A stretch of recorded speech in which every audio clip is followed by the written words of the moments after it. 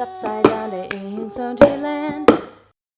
Hi, and welcome to the Soundschi land show where everybody is upside down, including this guy, Lewis Yost, or just call him Lew Dog Millionaire, as everybody calls him here. He's one of the prodigies, I'd say. Prodigy of Perth. I guess, yeah. How long have you been handstanding now? Almost 3 years, so like 2 years and be like 10 months or like 11 months. It's crazy. So how did you get into hand balancing and what did you do before?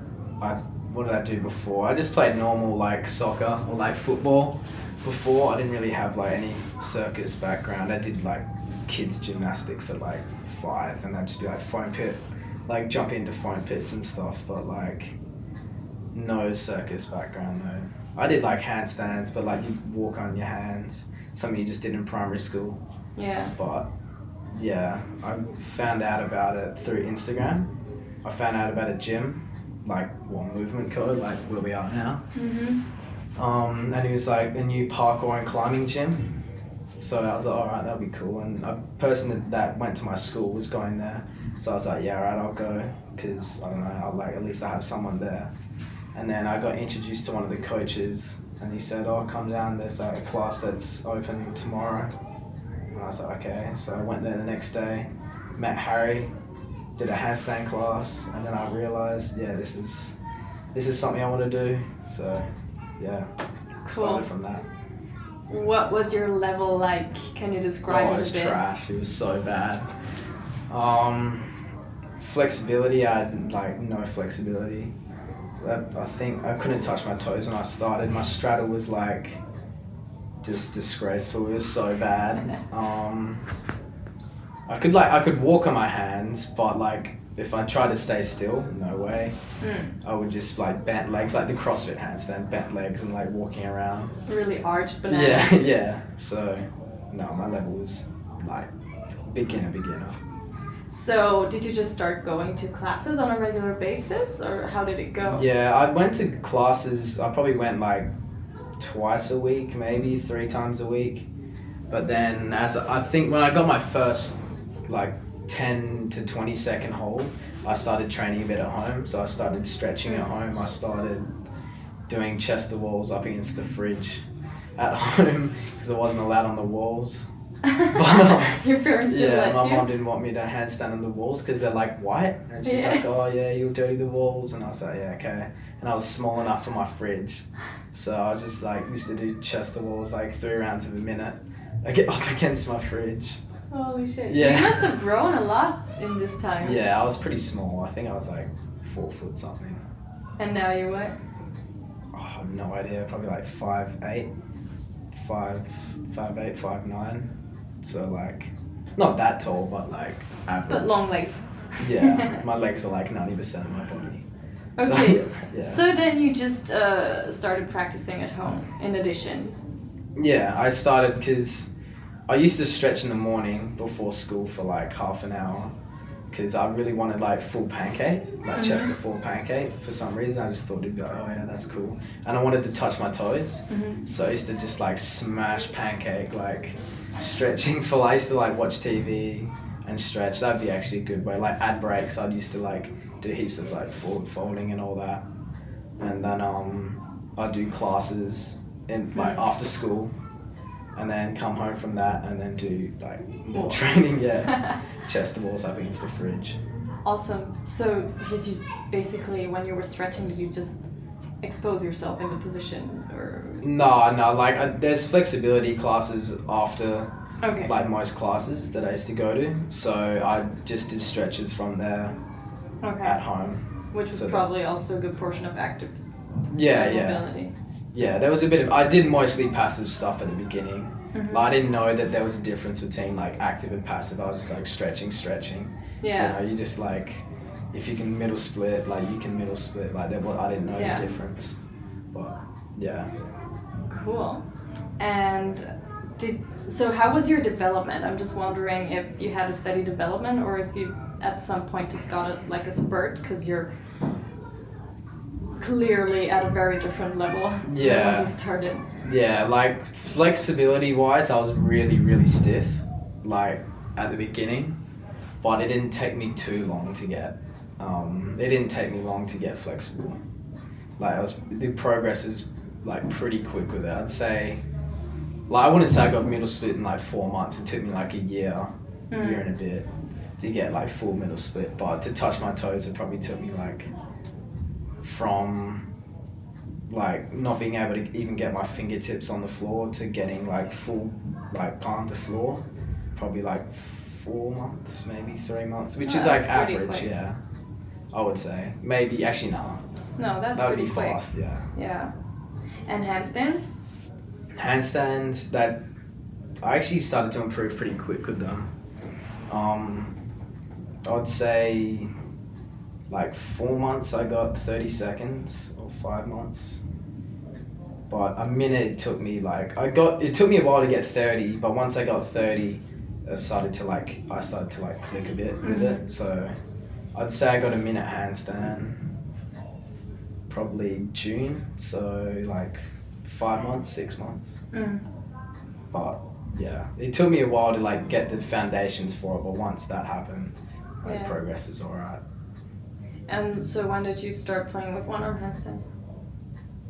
September, so like 9 months into training, 10 months into training. Because I didn't even know what a one arm was when I first started. Oh, was that not what you saw on Instagram? No, the only thing I saw like that got me interested in it was just like climbing in park or gym. Like I was like, oh, that'd be interesting. I didn't know like about like one arms. I didn't know what a press was. Oh wow, okay. Yeah. So did you learn that from Harry then? Yeah. I learned all my 2-arm stuff and press stuff, and because we learnt 1-arms together. Like Harry knew more about it, and he like knew, oh, this is right, this is wrong for like the obvious stuff. But we kind of learnt together the 1-arm, but press, like Stolder, 2-arm, like Harry taught me through the classes that I went to.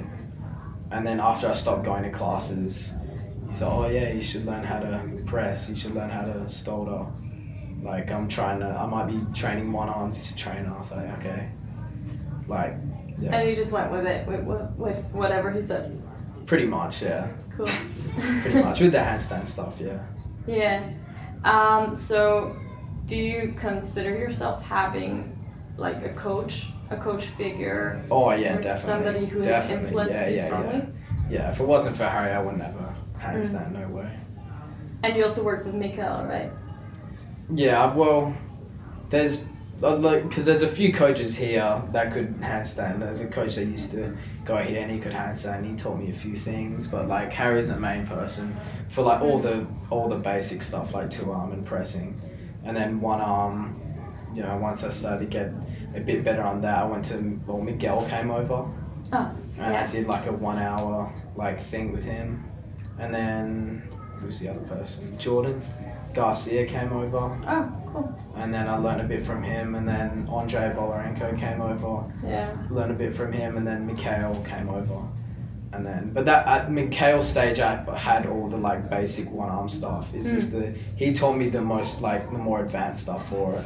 I would say like figure and a bit of flags and like 1-arm pressing at the beginning, like stages. So. What are you working on right now? I was working over figure, like you know what over figure is, yeah. But I haven't really trained that too much. I should train that more. Switches as well. I want to get my switches like consistent, full figure. I want to get that like on lock. What else? There's more strength stuff I want to get, but hand balancing stuff I want like consistent full flags on my right. Because I can do them consistent on my left, but on my right, it's there, but it's not like consistent enough. Yeah. Do you ever get bored with hand balancing? Because I've heard so many high-level people talk about it getting boring at some point. No, I don't think I'm good enough to make it boring yet. Like, I can see if you're boring if you're like some Chinese like beast that's been training since like 5, because you just have everything already. But no, there's so much more I could get. There's like thousands more things I can train. Yeah, and it seems like you're open to other things too, like just earlier you did some straps. Yeah. What was that about? Well, I've done a bit of straps before, but I want to get more into it. I can't really do it because the rigging, it just costs so much and there's not really a place to put it at like home or anything. Yeah. But I don't know, if something's there and it looks cool, you know, I'll just like... I agree. It looks really cool. Yeah, walk on over. But that would be like something I want to get into more. I want to take up like another discipline. But not get rid of hand balancing, obviously, but just like take up something else. So does that mean you would like to get into performing? Yeah, I want to get into more performing. I never really thought anything of it at the beginning. Mm-hmm. I was just like, yeah, you know, if it happens, it happens. I don't really care. But now that I've had, because I've never properly performed. I would say I've had like one performance, but it wasn't like paid. It was just like a little like Q&A thing I did at some gymnastics club. But I would definitely want to get into more performing. Now that I'm at a level where I can do more than just like a straddle, like, you know. Well, you definitely have enough to be on a stage. Yeah, I guess now, yeah. What does this idea feel like for you to have an act? An act? Yeah, where you have to express yourself. Yeah, I find that hard. Because I've never done any like dance or like I still don't have no idea how to put like an act together. It's just like I know you start off with like basic stuff and then end with something like a figure or like something that's more advanced, but I'm still really beginner at like making something, like because there's no circus background. I don't really know. You don't know how to approach it. Yeah, I wouldn't know how to approach it, and I don't know. I think just more experience with it. That's why I want to do more. Like of those small gigs that I was talking about before, it's just like just to get this is what it's about. Because at the moment, it's still like I still don't really know. I think you have a very down to earth mindset about all of this. I'm not sure if you realize how much potential you have. Yeah, well, I know I can like get far with it, but. I don't know. I want to be realistic about it. Like I don't want to be like, I want to be performing for like Circus Olay and stuff like that. Because I know that it takes a certain a certain level to be at like right at the top. If that makes sense. Yeah, totally. What about your school life? Because you're still in school. You're only 17 years old. How do you balance all the practice hours with? Your school life? Well, I, during school and training, I hate doing that. That's like, to be honest, it's just like such an effort. But yeah, during school, I do nothing in the morning and go to school, come home at like 4, and then I'd train from like 4 to 7:30 maybe, and then I have to study. So I don't really like how there's no break between it. Like you just finish training, alright, okay. And it's off to study. Yeah, but I don't know, hopefully just one more year and then that's done. But you do have to balance it out. And it's hard because I have to rush quite a bit of my training as well. Like I train way more on the holidays than I will at home. Well, just now you did like what? You started at 11 and now it's... We did until 4 actually, so that's like 5 hours. Yeah, that's quite a lot, but I don't know, I guess I have to make the most of it because I know, well, obviously there's not many like hand balancers that are still at school, I guess, so like, I have to make the most of it if I want to like keep it like a reasonable level. Do your friends understand what you're doing? No, not at all. No way, I don't think so, no. So how do you explain to people what it is that you're doing? I don't really know. Like before I had my Instagram account, like I couldn't really describe what I did. I was just like, I kind of just like do handstands and stuff. Like I didn't really like, it's just too hard, I think, for them. And I didn't really want to demonstrate it for some reason. Like I just, I don't know. But now that I have the Instagram account, they kind of have a better idea. Because before they'd be like, that's a bit weird. Like some guy doing handstands. I didn't describe it well anyway, but now like I think they've kind of an idea. But one of my, this is pretty funny. One of my mates actually asked if there's like an off season for handstands. So like if it's it's like a winter sport, I'm just like, That's nah. awesome. Yeah. But actually, that's not so far off, because when you're in circus or in performing, you do have times where you prepare and times where you're in the shows focusing on that. Yeah, and you yeah. do have phases. I guess, but you're kind of training all year. Like you're training every day. Yeah. I don't think they realize I train like 6 days a week. I think they just think it's a normal, like, I don't know, like soccer or something where you train like Tuesday, Thursday, and then game on Sunday or something. Like, nah. You gotta do it every day. Yeah. So tell us a bit about your training. What does it look like? What does it look like? Well, I'll start off like just with a, I don't know, 2-minute hold. I wanted to have like a 5-minute 2-arm, but I've realized that, I don't know, it's kind of like pointless now. Well, it isn't pointless, but I don't know, I don't really believe I should be doing anything longer than 2 minutes. I thought like, if I have a longer, 2-arm, I'll have a better 1-arm, but no, not really. Like, especially you me. didn't see any carryover?